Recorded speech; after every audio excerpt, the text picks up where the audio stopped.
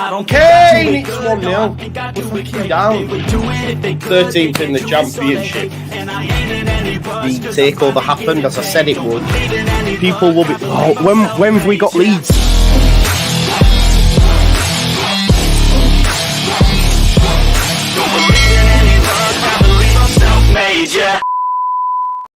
Now then, people, welcome back to the Just Joe Football Show. I hope you are all doing well. I am sorry for the late hour. Yeah, I've been so busy today. Watched the press conference at the time live, made my notes, and I've only just walked back through the door. So tonight we have your press conference reaction, my thoughts to what Daniel Farke has to say, and I agree with a lot of what's been said in the comments regarding him not changing it. Well, now, whether I agree he's right in saying that, that remains to be seen. Also, we will be live at 10 o'clock, maybe 10:30, for your preview with myself, Evie, and Jer. There's a trio tonight, so that should be a good show. So make sure you join us for that, for your big match preview live of Leeds United versus Coventry. Louis Sinistera and all that sort of stuff that's coming about. But listen, I want to talk to you about the press conference, okay? As we know, this happened quite some time ago now. Looks like my Wi-Fi might have gone a bit sketchy, so please do stay with it. Probably the kids are all over it. It is what it is. Let's have a look. But hopefully, yeah, it's got mad sketchy, hasn't it? Hopefully it's all right and it'll sort itself out, because it is wired. It looks like we're back now. Please do smash a like on the video, subscribe to the channel, get your comments in, hit that notification bell, and all that jazz. Nige D says, unbelievably hard comments from Farke today. Players played well and doesn't want a Nobel Peace Prize. Great. Yeah, okay. Buffering and freezing. We're back now, Damar. We're back. Bro, I wear this purely to look like an absolute don. That's all. I can tell you, Scottie Pippen, Dennis Rodman, and Michael Jordan from the Chicago Bulls. That's all you're getting out of me. LeBron James, Kobe Bryant. I'm not. You know, I just like the colors, bro. You know, the purple, the yellow, and all that sort of stuff. Scally, you tell me. You tell me 3 players, bro. But yeah, here's what it looks dapper though, right, man? You know what I'm saying? You know what I mean? There we go. Right, so first and foremost, he was asked, right? Any returns yet? He said no, but Firpo's back in training. Do you care? No, you don't. Because I don't. I don't care if Junior Firpo is ready. Like, for me, get him in the bin. Sayonara. Goodbye. Go back to Betis. Anything. You know what I mean? Everyone is back who had flu. They were involved anyway. We found out later on during the press conference that these players were Patrick Bamford and Rutter. He name-checked, you know, in terms of the flu. When you look at Rutter's performance, you could say it did impact him, because I thought Gio Rutter actually had one of his worst games in a while anyway at Sunderland. So yeah, everyone is back who had flu. No major, like, everyone's fine basically. Everyone's fine. Firpo's back in training, but who gives a shit? Not me. So this is when it started to get interesting. I do wish, right, the one request I have. Now, I don't know if they can do this. What I found quite interesting, there was no question from Phil Hay today. Where was Phil Hay in the presser? What happened there? Was he off? Is he on holiday? Was he late? I don't know. But there was no question for Phil. I don't know why that is. Does anyone know? So, what my point is, Berencroft asked him out about Ampadu, right? Now, why is he ask yourself the question, why is he asking him about Ampadu? Because we can all see a drop-off of performance. Why do we think that is? Because he's played too much football. Instead of saying, do you think Ethan Ampadu has played too much football? It's, what have you made to Ethan Ampadu? He's played every game this season. Are you surprised at his impact? Well, the answer to that is, no, he's always been a great player, Why aren't we saying, you've played Ethan Ampadu every single game. It looks like it's affecting his performances. Can you give us... But no. And and listen, maybe they're not allowed to. Maybe they're not allowed to. I don't know. And I'm not hammering anyone here. Everyone, they're journalists. They've been through uni. They've done all that. But in terms of, say, Adam Pope, when he asked, it was more a case of not saying, why do you keep playing the same 11? It was like, do you want to start changing things around? It's like, just say, man. Like, why? Graham Smith says, do you think the attacking players can be up to a level when they're not getting game? Like, say, why aren't you playing them more? Do you know what I mean? Just be a little bit more hard hitting and say, listen, you are. We'll get into it. You know what I'm trying to say. But Adam Pope said, do you need to start changing things around? Right. And he said no. He said no, because I've no concerns about the workload. Basically saying 4 days, there's not a problem for them to play. Right? There's not a problem for them to play because there's a rest of 4 days. So basically, he mentioned Tuesday, Saturday. So that tells me I don't think there's going to be any changes again, folks. All right? Because he said, no, there's no issues with load. From Tuesday to Saturdays, 4 days, we're totally fine.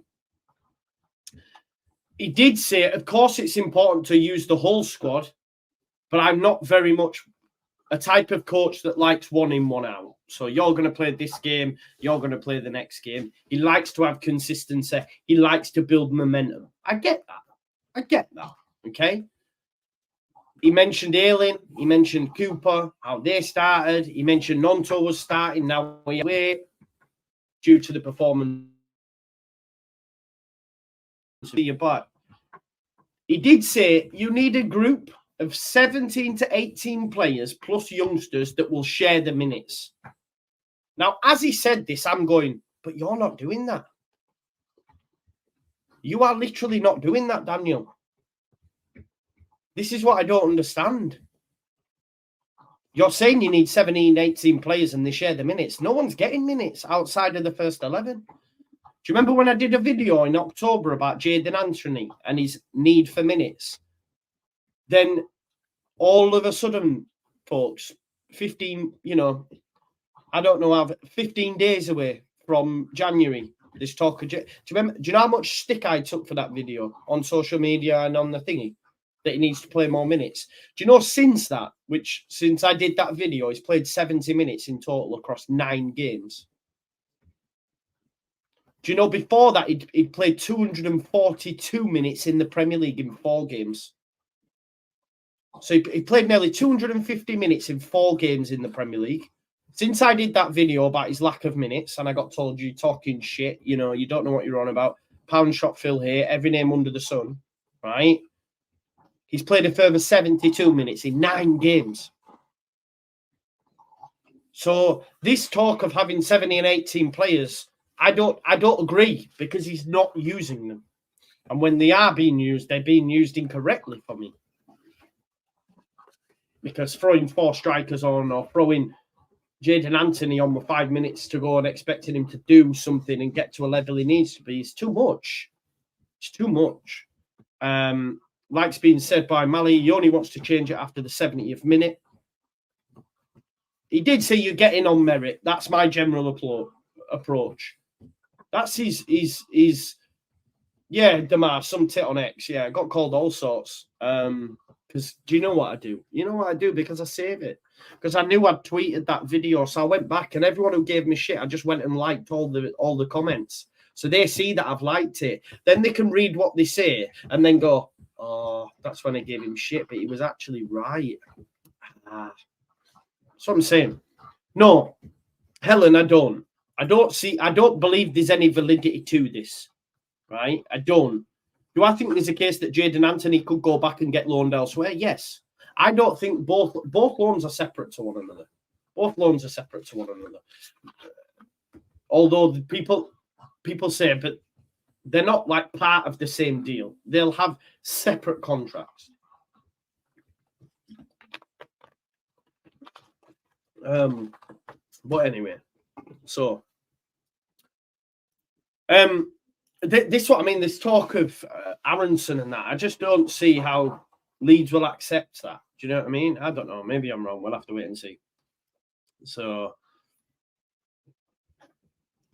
we shall have to wait and see. Sorry, something's happening here. Mac? No, I don't know that. I don't know what's going on there. Something mad with my Mac there. Yeah, but on the Jadon Anthony thing, we will discuss it later on. But apart from the 70 minutes he got at Stoke, which is, since then, he's accumulated an additional 75 minutes across 9 games. Whereas he'd already played 242 minutes in 4 games while at Premier League Bournemouth. So, yeah, it seems a bit of a mad one. But, yeah. Right, okay. So, he did say you have to get in on merit. This is my general approach.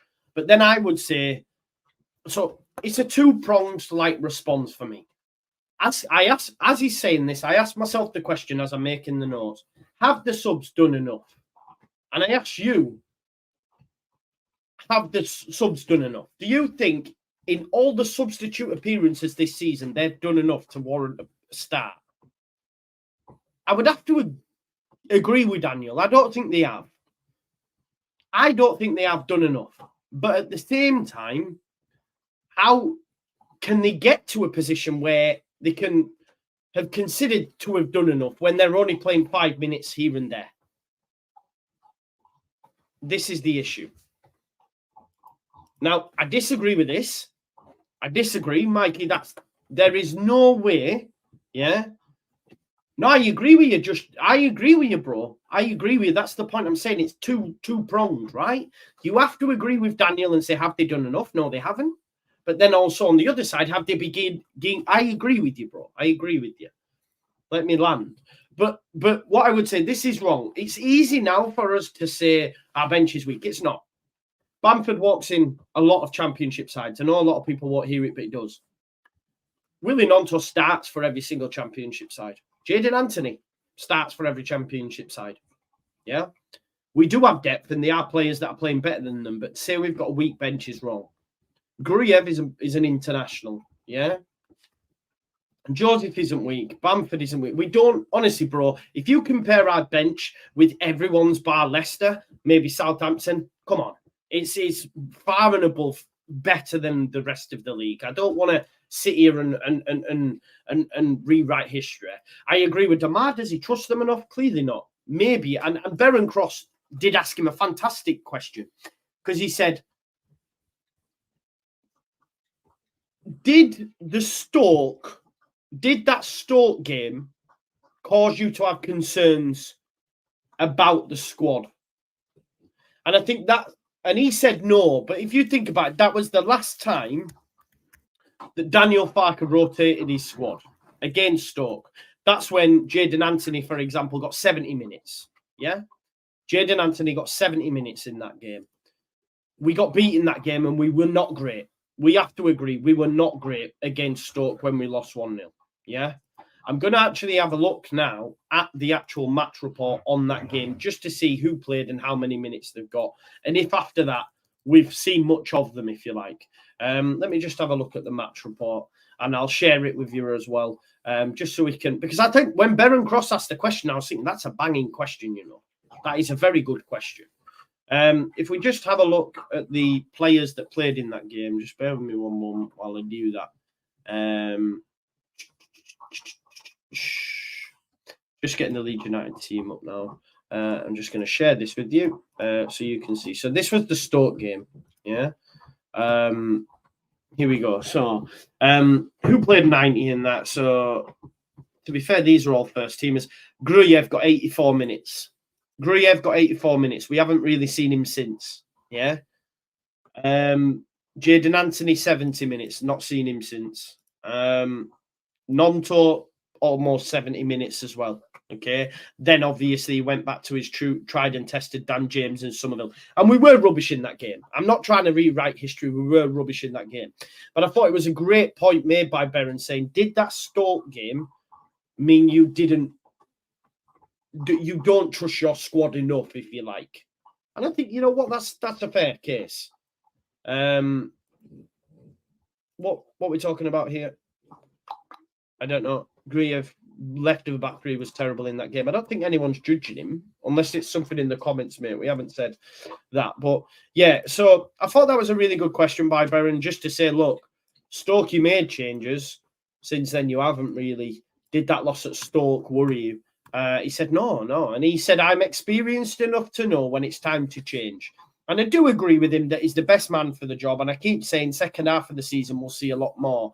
But we know from looking at our team, there has been a distinct drop-off, even though minuscule. And I do agree with what Daniel Farke was saying earlier on in the presser when he said, you lose and everything's bad and you need to change everything. If we win, it's fine, which I get because fans do react. We are reactionary. We are emotional. That's why you have coaches that have been there, seen there, done it, and can have a bit of calmness. We do react. We are emotional. I hear all that.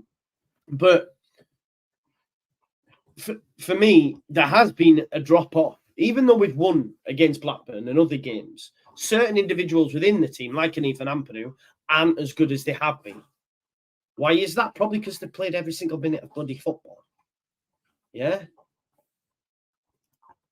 That's not right. Please tell me if you if you agree with this, right? So you genuinely think he's not changing it because they're terrible? No, it's because he's stubborn, bro. You genuinely believe that Gruyev, Anthony, Nonto, which are probably the ones we're alluded to, are terrible? No, you're so wrong. Right, okay, so the issue isn't Daniel, it's because our team's shit. That's so wrong. Does people agree with this? Because I think that, surely not. They're not getting minutes because Daniel Farke's stubborn, bro. That's the point we're getting at now. It sounds like you're backing Daniel and saying it's because they're terrible, which is not true. I'm really surprised at your comments, Mikey. So, Willie Nonto, Jaden Anthony, Ilya Gruyev, even Mateo Joseph, you're saying they're all rubbish. Come on, man. I think that's wrong. I do, honestly. But yeah, it's in there with your sister, so you'd have to go in. All right. Will you shut this door for me? What about the dogs? Yeah, they're fine. There you go. Yeah. So we need to build momentum, which we know about. He said this. He did say we have a group of 17 to 18 players and you need to share them minutes. But my question is to Daniel, you're not doing that. Yeah, you're not doing that. So you get in on merit. That's his general approach. But again, I don't think the subs have been given enough chance to be getting there on merit. You know, and I agree with what the rent enforcer was saying. How can they be getting in on merit when we're not even giving them enough time to do it? You know? Here's the case in point, and I thought this was a great question by Adam Pope. He said, Ipswich made 5 changes midweek. Five. Basically half their team, people. And you wouldn't have thought it. And they still won their game 3-1. Right? He then said, could your squad do that? I.e., the patterns of play are that ingrained within the Ipswich setup that you can just remove players, add them, and they still know what they're doing. Now, I don't think our players can do that. And the reason I say that is, and Evie made this point a few weeks back or last week, whenever it was, about players coming in cold. I.e., they're not getting enough minutes in their legs. So when they come in, there's a distinct drop-off. Or they don't, like, for example, as I said at the time, you have 4 strikers on the pitch at one point against Sunderland, or 3, sorry. And we continue to pass it left to right to defender, back into midfield, left to right to defender. Whereas the one time Nonto gets it out wide and puts it into the box, Pirro gets a shot at goal that's cleared by Trey Hughes. So my issue is at that point, the players didn't really know what was going on. It was just like throw the kitchen sink at it. Whereas really, you should just continue doing the same things. Do you know what I mean? But at a better level or with a different.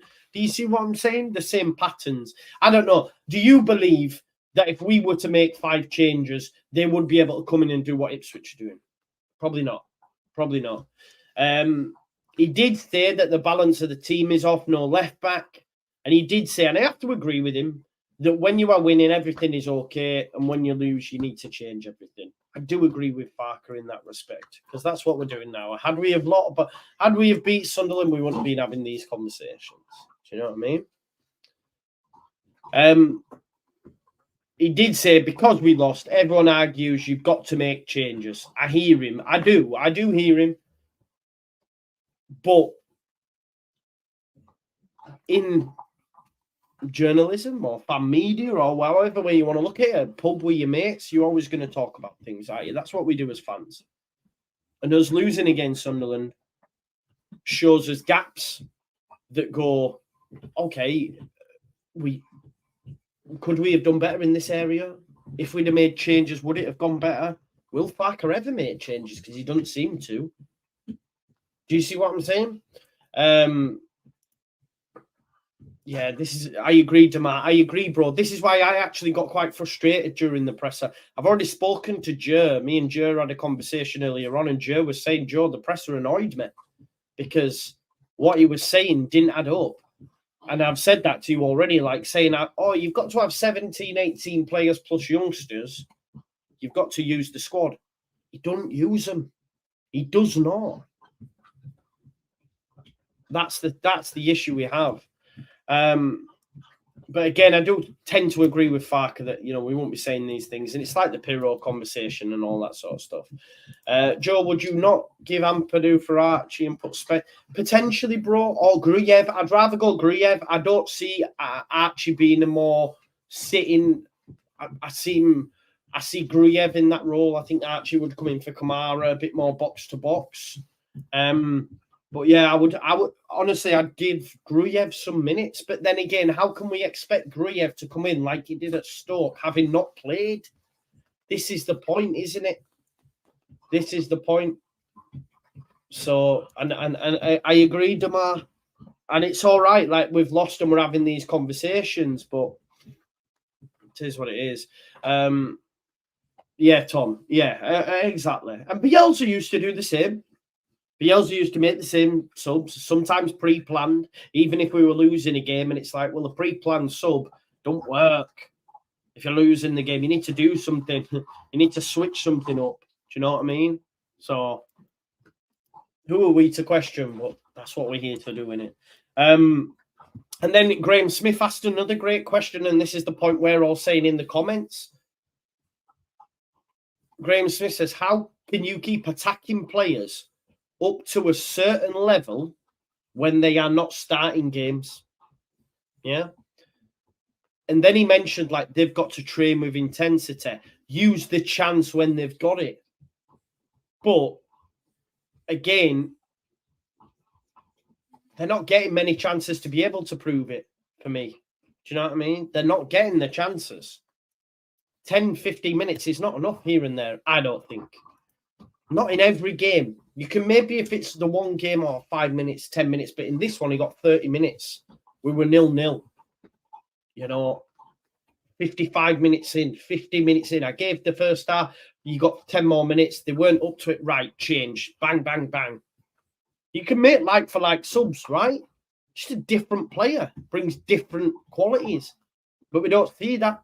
I've said to you before, and I said it at Middlesbrough. It's like I do two things. If we get out of sight, 2-goal cushion, make changes.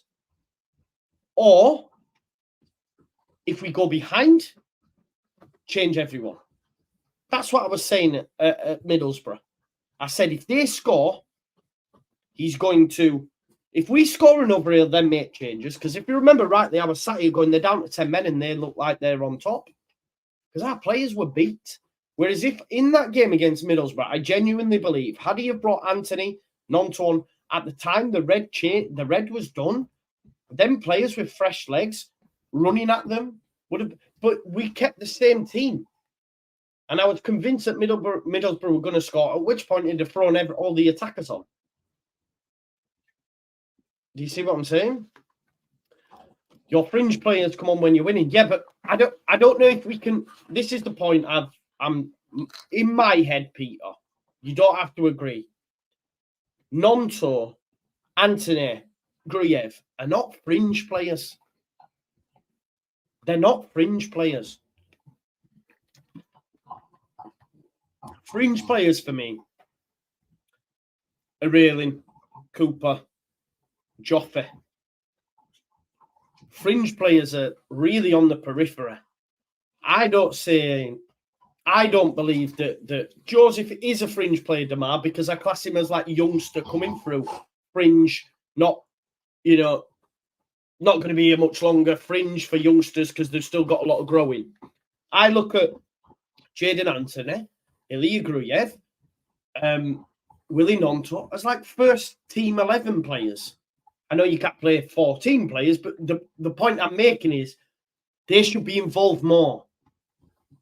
They're not fringe players, in my opinion. You don't have to agree with me, but I don't think they're fringe players. L James 91. Jaden Anthony and Nonto getting every single team. Or play more minutes, definitely. Nonto starts even at Leicester. As good as Fatawu and Mavadidi are, he starts.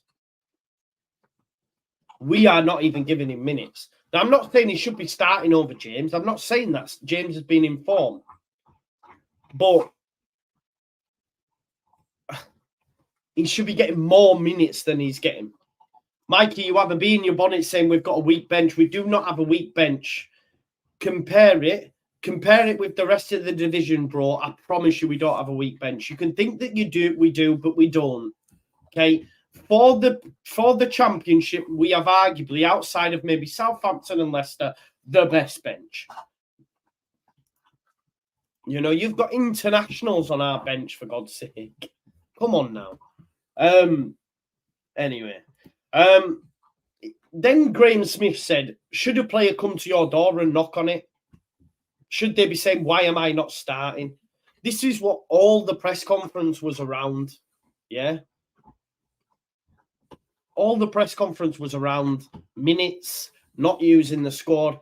Like, surely Daniel has to go away and go, yeah, I think that's what we're all saying it. The press are all saying it. But Farke's not saying it.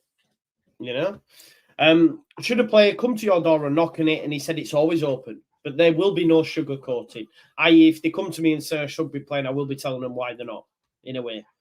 But the only talking that matters to Farke is on the training pitch and match day. Show me. And then I come back to that question, have the players done enough when on the pitch? The answer to me is no. But I also agree on the flip side of they haven't had enough minutes on a regular basis for them to be able to show something. Do you know what I mean? So it's a catch-22. It really is a catch-22. We've already spoken about what Berron said. Did Stoke cause you to have concerns about the squad? He said, no, I'm experienced enough to know when it's time to change. But as we have to ask the question, that Stoke game, the ones that did come in, did not grab their chance. They did not grab their chance. Not at all. No, he didn't seem like he had his back up at all. He was asked, what about Charlie? Charlie Creswell, is he doing okay? Because obviously Charlie's never in the match day squad. He basically says, during games, you rarely change your centre-back.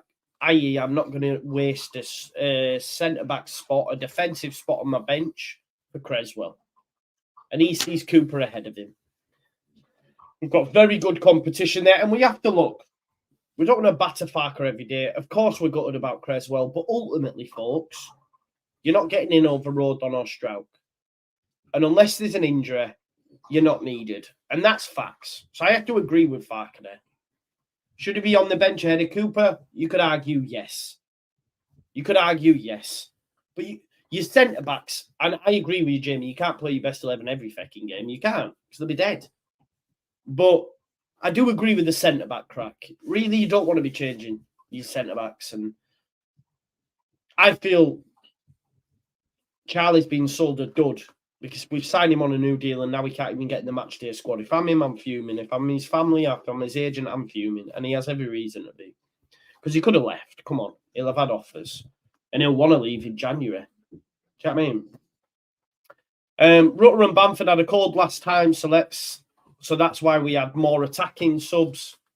You know, we had Joseph, we had Bamford, we had Anthony, we had Nonto, we had, you know, whoever else was on the bench. Yeah. Then he was asked about Ethan Ampadu. Ethan's played every minute. And instead of saying, do you not think he deserves a rest? It was, how impressed have you been?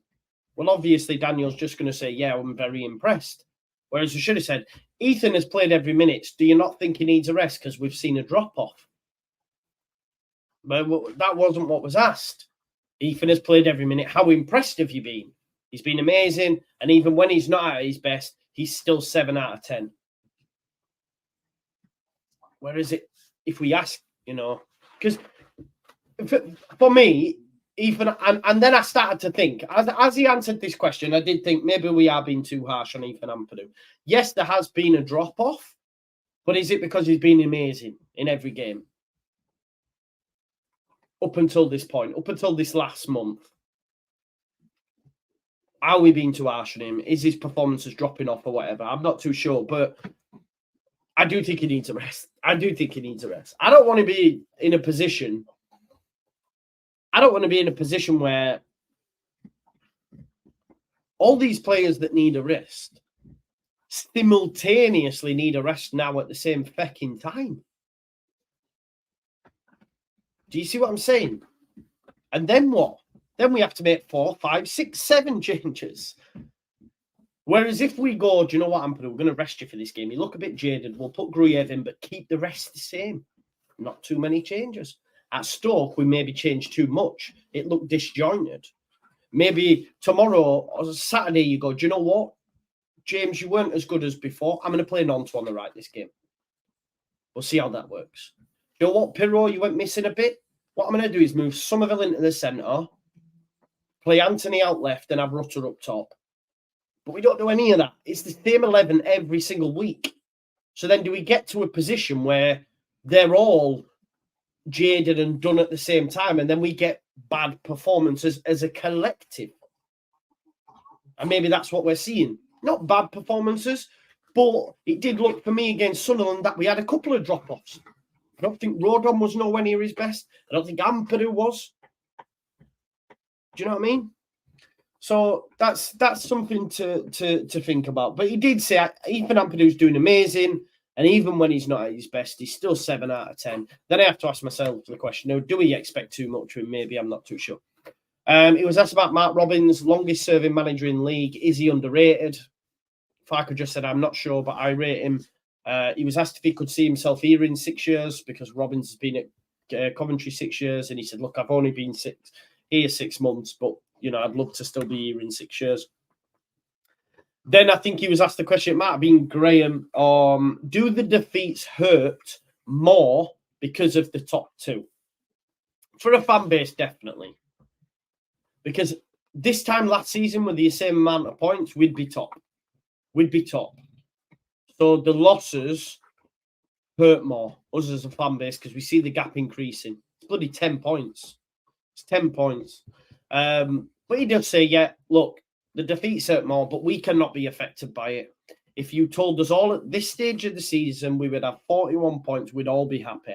And I think we would all. We have to try and remain objective when it comes to that. Any other season, the mad thing is I was listening to Square Ball, and I think Michael Normanton hit the nail on the head. He said, arguably, we could say if we don't go up this season, he said the division will be weaker next year, which I think it will, because the teams that drop down, your Lutons, your Burnleys, and I agree with him, although Leeds will get weaker.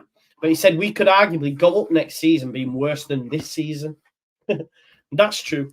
But yeah, he said, look, we are still doing well, And that them performances don't get worse just because others are doing better than us. And I agree with him.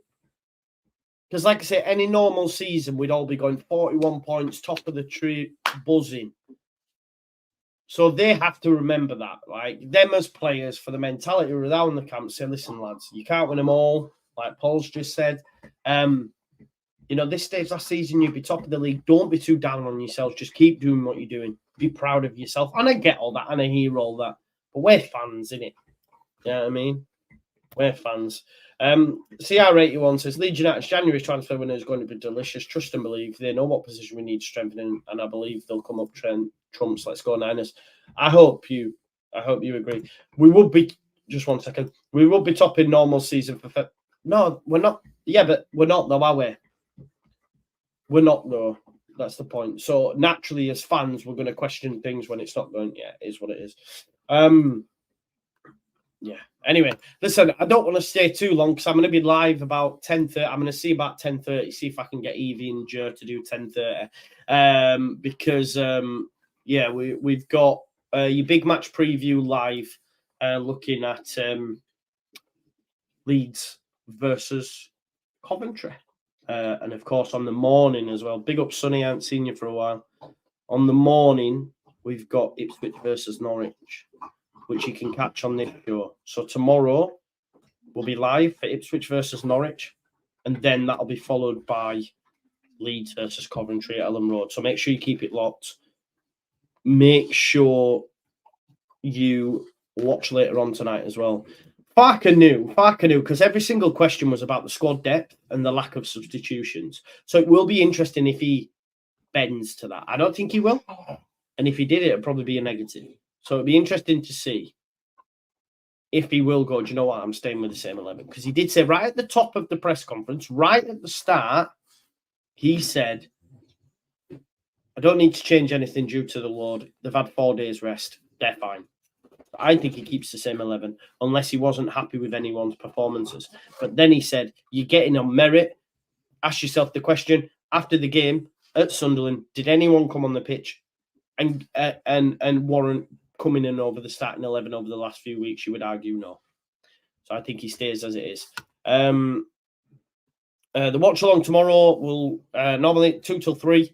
Might be like 15:15 or something due to when the Ipswich Norwich game finishes and all that jazz. But you can catch it here. If you can, join us later on tonight as well, about 10:30 for your big match preview live, and I will see you in a bit. Thanks as always for watching this. Let me know your thoughts in the comments. If you haven't already, please go check out my Leeds United video comparing the Championship team to the Premier League team, and I've done a combined 11. Some of you might have missed it. It's not done as good as I would have thought. So if you can help me out and go watch that, it's only 10 minutes. Smash a like on it, push it, share it, all that jazz, and I'll see you in a bit. Peace out.